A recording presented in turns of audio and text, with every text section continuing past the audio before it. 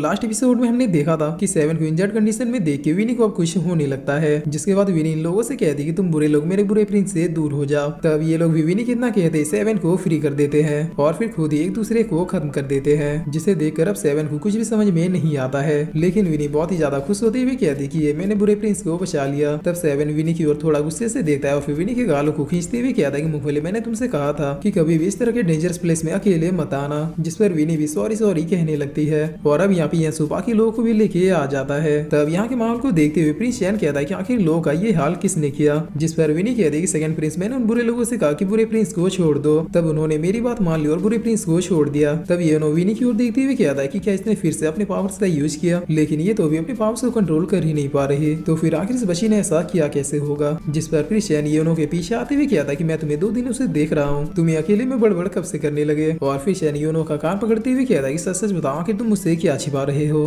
तब योनो कहता है ठीक है मैं सब कुछ बता दूंगा, लेकिन हमें पहले ये जगह चेंज करनी होगी क्योंकि तुम्हारे दुश्मनों को पता चल चुका है कि तुम लोग कहाँ पे हो। जिस पर प्रिंस चैन अब यंसू से पूछता है कि क्या तुम्हारे पास छिपने के लिए और कोई जगह है। तब यंसू कहता है कि जगह तो मेरे पास बहुत है, लेकिन मेरे पास पैसे नहीं है क्योंकि मैंने सारे पैसे इसी पैलेस को खरीदने में लगा दिया था। जिस पर तभी मिस जैन यहाँ पे आती हुई कहती है कि मेरे पास एक जगह है। और ये कहकर मिस जैन लोगों को एक पुराने से घर में ले आती है और फिर इस घर के बारे में बताते हुए कहती है कि ये घर कभी मेरा पुराना ठिकाना हुआ करता था, मगर ताओ साम्राज्य को अच्छी तरह से जान लेने के बाद मैंने ये घर छोड़ दिया था। और अब मिस जैन इन दोनों बच्चों को लेकर यहाँ से जाते हुए कहते कि मैं इन दोनों को खाना खिला के आती हूँ। तब मिस जैन के जाने के बाद यंसू योनो से पूछता है कि अब बताओ आखिर तुम कुछ दिनों से हमसे क्या छिपा रहे हो और भला विनी को तुम इतने घूर घूर के क्यों देख रहे थे। जिस पर योनो कहता है कि क्या तुम लोग यंजू के बारे में कुछ जानते हो। तब सारे लोग इस नाम को सुन के थोड़ा सरप्राइज होते हुए कहते हैं कि ये क्या है। जिस पर योनो अब इन लोगों को यंजू के बारे में बताने लगता है और बताते हुए कहता है कि यंजू दरअसल एक मिस्टीरियस रेस का नाम है जो आज से कई सौ साल पहले ह्यूमन रेस के साथ ही एग्जिस्ट करती थी, मगर उन लोगों के पास ह्यूमन माइंड को मैनिपुलेट करने की क्षमता थी, यानी किसी सुपर पावर की तरह वो लोग किसी के भी माइंड को कंट्रोल कर सकते थे, जिसकी वजह से अब ह्यूमंस ने भी बहुत ही जल्द उनके पावर को छीनने का तरीका ढूंढ लिया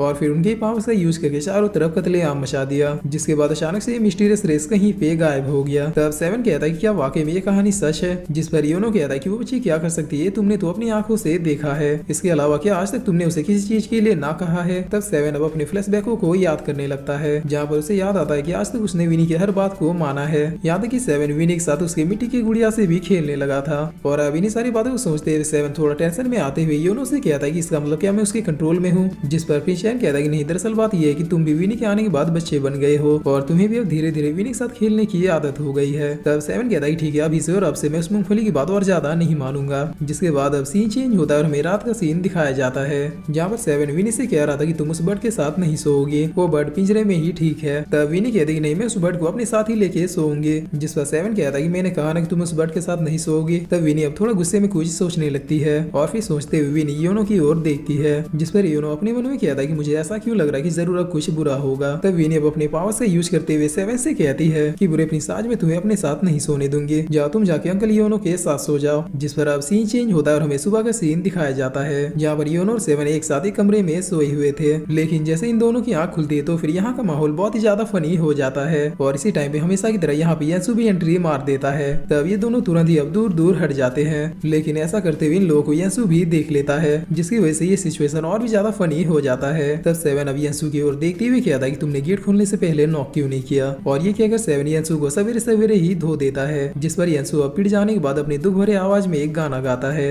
小白菜呀，地里黄哦，我就是个出气包邮，呀呀呀。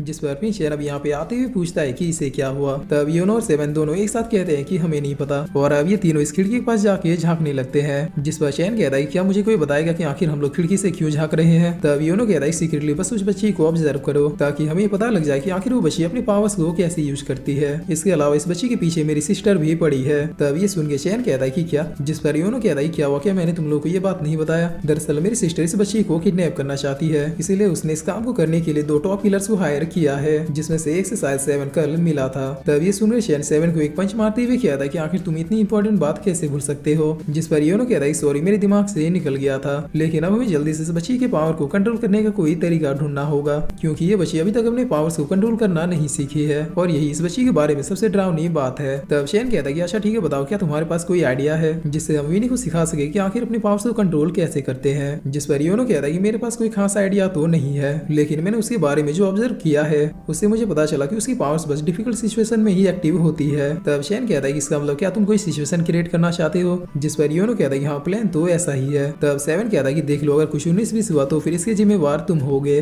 और कुछ देर बीतने के बाद योनो एक चेन को चेक करते हुए कहता है कि हाँ ये चेन मजबूत लग रही है। तब 7 कहता है कि आखिर तुम ये क्या करने की कोशिश कर रहे हो, जिस पर योनो कहता है कि तुम्ही ने तो कहा था कि वो लोग जब तुम्हें चेन से बांध के पीट रहे थे तब विनी का पावर एक्टिव हो गया था, इसीलिए अब हम लोग भी फिर से उसी सिचुएशन को रिपीट करेंगे। तब 7 विनी के पावर के बारे में सोचते हुए ओके कह देता है, जिस पर योनो भी तुरंत अब 7 को चेन से बांधते हुए उसे झुकने के लिए कहता है। तब 7 कहता है कि क्या कहा तुमने, जिस पर योनो कहता है कि अगर तुम झुकोगे नहीं तो फिर ये सीन असली कैसे लगेगा। तब 7 भी अब घुटनों पे बैठते हुए कहता है कि ठीक है जल्दी करो, जिस पर योनो कहता है कि रुक जा फाइनल टच अभी बाकी है। तब 7 अब इस मेकअप को देखते हुए कहता है कि क्या तुम तीखी सॉस की जगह मीठी सॉस नहीं ला सकते थे। और अब योनो कहता है कि हाँ अब सब कुछ रेडी है, जिसके बाद योनो चिल्लाते हुए कहता है कि देखो यहाँ पे कितनी बड़ी शुगर की कैंडी है, अगर किसी को चाहिए तो फिर जल्दी आओ। तब इतना सुनते विनी हवा की तेजी से भाग के यहाँ पे आती है और आते हुए कहती है कि कहाँ है शुगर कैंडी, जिस पर अब योनो तुरंत 7 को एक पंच मार देता है। तब इस पंच को खा के 7 अब अपने मन में कहता है कि मुझे ऐसा क्यों लग रहा है कि ये नाटक के बहाने मुझे जानबूझ के धो रहा है, जिस पर योनो भी अपने मन में स्माइल करते हुए कहता है कि डेथ ऑफ गॉड 7th प्रिंसेसी को धोने का मौका बार बार नहीं मिलेगा,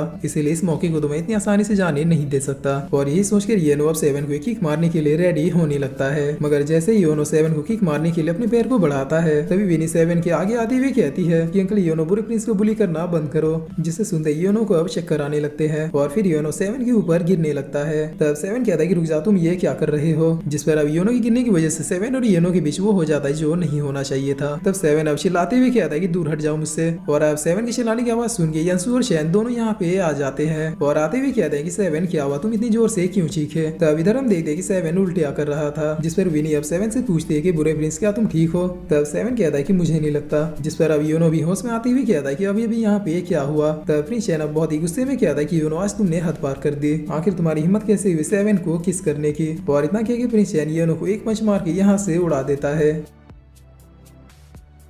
और फिर इसी के साथ ये एपिसोड यहीं पे खत्म होता है।